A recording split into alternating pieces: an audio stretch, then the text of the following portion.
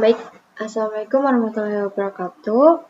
Saya Friza Sabrina dengan NPM 230310230032 dari Prodi Perikanan Laut Tropis, Fakultas Perikanan dan Ilmu Kelautan, Universitas Padjadjaran. Di sini saya memiliki tugas ujian akhir semester dari mata kuliah Konservasi Sumber Daya Perikanan untuk membuat laporan dan video mengenai strategi konservasi ikan kakatua atau Scaride untuk keberlanjutan ekosistem terumbu karang di Taman Nasional Bunaken, Sulawesi Utara. Nah, masuk ke deskripsinya, ikan kakatua adalah anggota keluarga Scaride yang tersebar di luas ekosistem terumbu karang tropis, terutama di perairan Indo-Pasifik termasuk di Indonesia. Ciri khas utama ikan ini adalah mulutnya yang menyerupai paruh burung kakatua yang terbentuk dari gigi-gigi menyatu dan digunakan untuk mengikis alga dan memakan karang mati.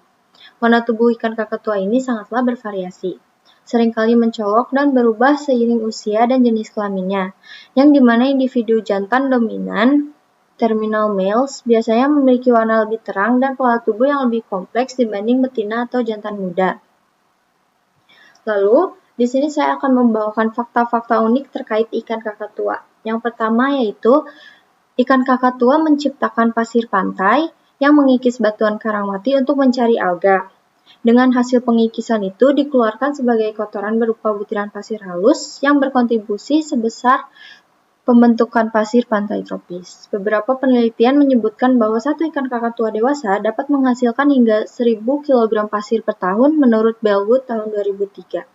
Lalu yang kedua ada ikan kakatua ini, beberapa spesiesnya mengeluarkan lendir pelindung saat tidur, seperti spesies Carus spp yang mengeluarkan selaput lendir transparan dari mulut dan insangnya saat tidur di malam hari. Selaput ini dipercaya melindungi mereka dari parasit dan predator, serta menyamarkan bau tubuh dari hewan pemburu seperti murai laut dan belut moray, menurut Crater et al. Tahun 2011. Lalu yang ketiga, banyak spesies ikan kakatua mengalami perubahan jenis kelamin selama hidupnya. Nah, kenapa sih? Karena dari yang awalnya betina menjadi jantan, mencapai ukuran dominasi tertentu. Fenomena ini itu disebut hermafrodit protogini, yang umumnya ditemukan dalam sistem sosial dari ikan karang. Penelitian ini menurut Sadovi dan Safiro tahun 1987. Lalu saya akan memaparkan terkait peran dalam rantai makanan. Ikan kakatua ini adalah ikan herbivora yang menjadi primary consumer atau konsumen primer dalam suatu ekosistem terumbu karang. Mereka memakan alga epilektik yang tumbuh di atas permukaan batuan karang atau substrat mati. Dengan memakan karang tersebut, mereka membantu mencegah alga mendominasi terumbu karang dan memungkinkan karang keras dan tumbuh meregenerasi. Dalam rantai makanan, yang pertama, produsennya itu fitoplankton dan alga bentik. Lalu yang kedua, konsumen primernya itu ikan herbivora seperti ikan kakatua. Lalu konsumen sekundernya itu ikan karnivora kecil, misalnya ikan kerapu muda. Dan konsumen tersiernya yaitu predator besar, misalnya hiu dan barakuda.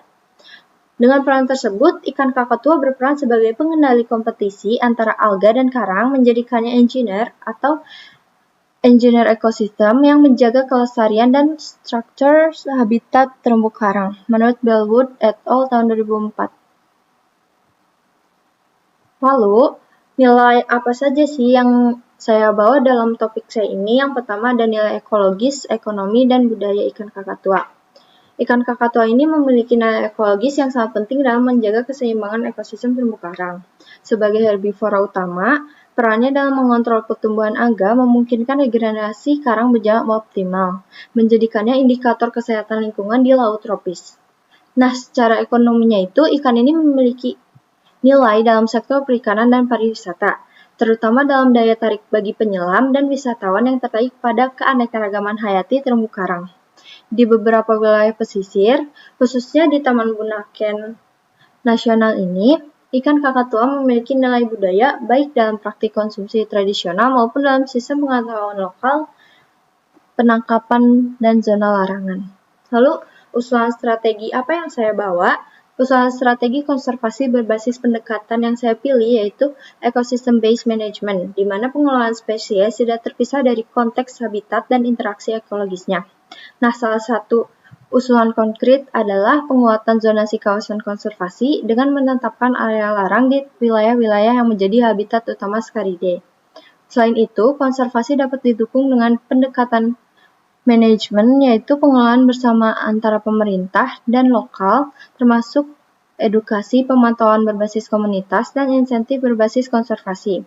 Pelibatan kearifan lokal dan pengetahuan berbasis budaya setempat juga menjadi komponen penting agar konservasi tidak hanya berbasis kebijakan, tetapi juga diterima secara sosial. Nah, sebelum itu saya memiliki video yang menceritakan terkait kehidupan Scaridae ini dan bagaimana ia berasosiasi dengan terumbu karang.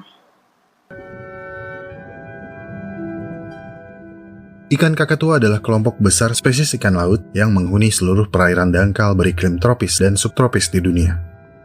Mereka hidup makmur di terumbu karang, pantai karang, dan padang lamun. Ikan-ikan cerah ini berperan penting dalam kelimpahan spesies di perairan Indo-Pasifik. Warna-warna cerah ini mengingatkan kita pada ikan res. Memang, ikan kakatua adalah kerabat dekat ikan res. Dan seperti ikan res, ikan kakatua juga ikan sosial. Seringkali membentuk gerombolan besar dengan spesies ikan lain. Tapi tidak seperti ikan res yang umumnya berukuran 20 cm, ikan kakatua dapat tumbuh besar. Beberapa spesies ikan kakatua bahkan dapat tumbuh mencapai panjang hingga 1,2 meter. Selain mencemili alga yang tumbuh di karang yang mati, terkadang mereka juga menelan karang yang hidup. Beberapa ikan kakatua memiliki sekitar ratusan atau bahkan ribuan gigi berbaris yang terus tumbuh. Semua gigi itu menyatu membentuk struktur yang kuat seperti paruh burung nuri atau burung kakatua. Paruh inilah yang menginspirasi nama ikan ini.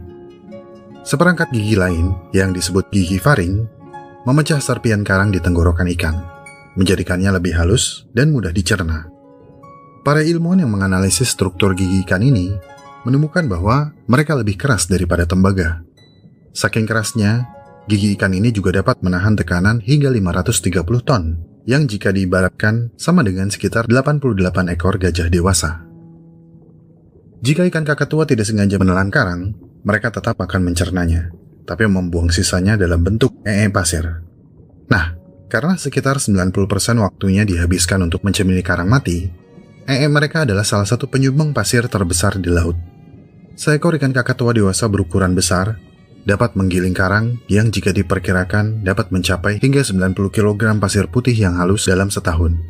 Bahkan, ada penelitian yang menyebutkan bahwa sekitar 70% pasir putih yang ditemukan di beberapa pantai di seluruh dunia mengandung pasir yang ditinggalkan oleh ikan ini. Ada sekitar 80 spesies ikan kakatua yang telah teridentifikasi. Dua di antaranya, yaitu greenback dan bumphead, diketahui telah menurun populasinya karena penangkapan ikan yang berlebihan dan kerusakan habitat.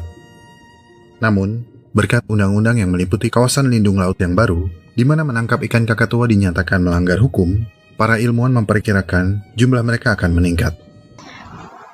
Baik, melalui kajian ini, saya menyadari bahwa konservasi tidak hanya berbicara tentang melindungi spesies, tetapi juga membangun harmoni antara manusia dan alam.